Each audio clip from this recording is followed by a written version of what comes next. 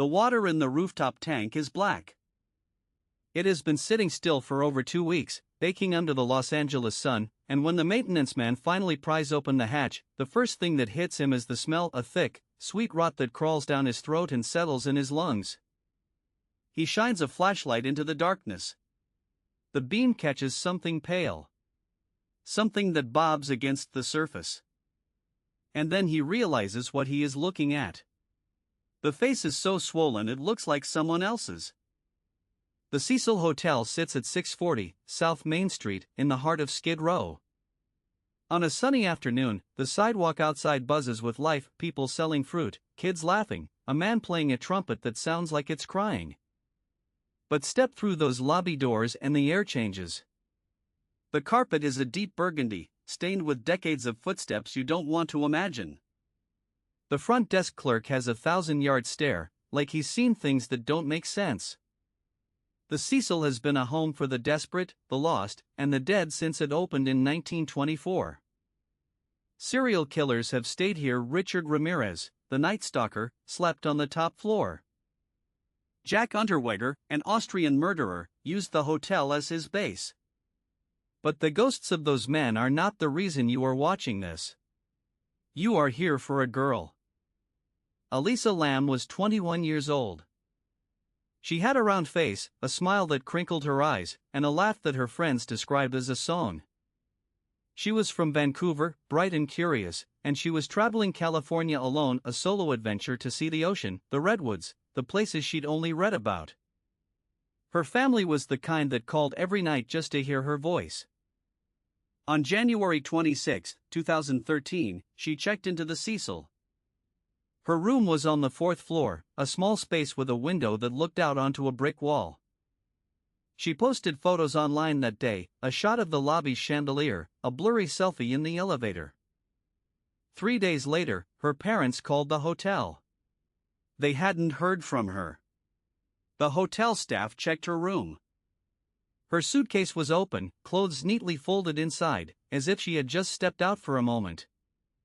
But the door was locked from the inside. That is the first detail that does not fit. They searched the building. They checked the stairwells, the laundry room, the roof. For 2 weeks, her family posted flyers on every lamppost in downtown LA. Her face stared out from telephone poles, from bulletin boards, from the hands of strangers.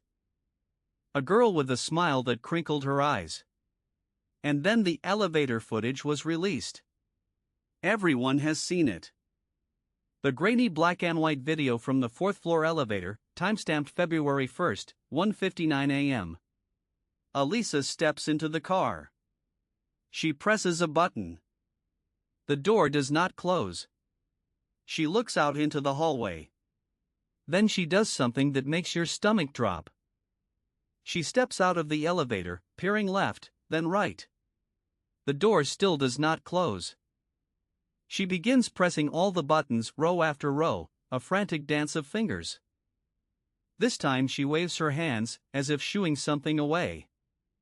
She presses herself against the wall of the elevator, her body rigid. Her movements are jerky, unnatural, like a puppet with tangled strings.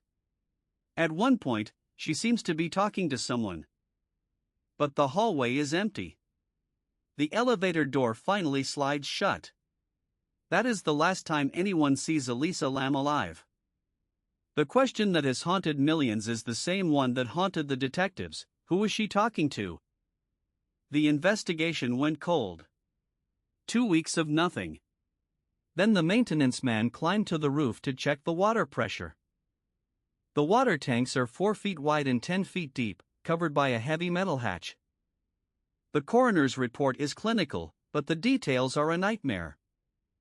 Her body was naked, her clothes floating in a separate compartment of the tank. The water had bloated her beyond recognition. There were no signs of trauma, no broken bones, no evidence of a struggle except for the bruises on her wrists and ankles. Bruises that looked like someone had held her down. How did she get in there? It takes 2 hands and real strength to lift. It was closed when the maintenance man found it. The tank sits on the roof, accessible only through a locked door and a fire escape with an alarm that would have screamed if anyone had stepped through. The alarm never went off. No one heard anything. And yet she was inside. The autopsy ruled it accidental drowning. The toxicology report found traces of medication for bipolar disorder. The official story is that she had a psychotic episode, climbed into the tank, and drowned. You are in a dark room. You are having a mental break. You somehow get onto a locked roof. You somehow lift a heavy metal hatch. You take off all your clothes. You fold your body into a narrow opening. You close the hatch behind you. Does that feel right? Does that feel like a person? The internet tore itself apart. Some said the elevator footage was her playing hide-and-seek with a ghost. Some said the Cecil Hotel was a portal to something evil.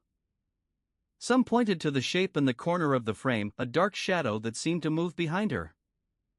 The investigators dismissed it as a trick of the camera, a reflection, a flaw in the lens. Watch the way her body reacts. She is backing away from something you cannot see. The water tank is still on the roof. The Cecil Hotel is still open. But they don't use that tank anymore. They painted a new one next to it, bright and clean and forgettable. But the old one sits there, empty, rusting in the sun. And if you stand on the roof on a quiet night, when the wind dies down and the city hums below, some people say you can hear a faint sound from inside that tank. Or maybe just the echo of a girl who stepped into an elevator and never stepped out. Here is what stays with me. The last photo Elisa posted online. It is a picture of a book she was reading. The title is The Looming Fog. She wrote a caption, "Everything is so hazy." She was right. The fog never lifted.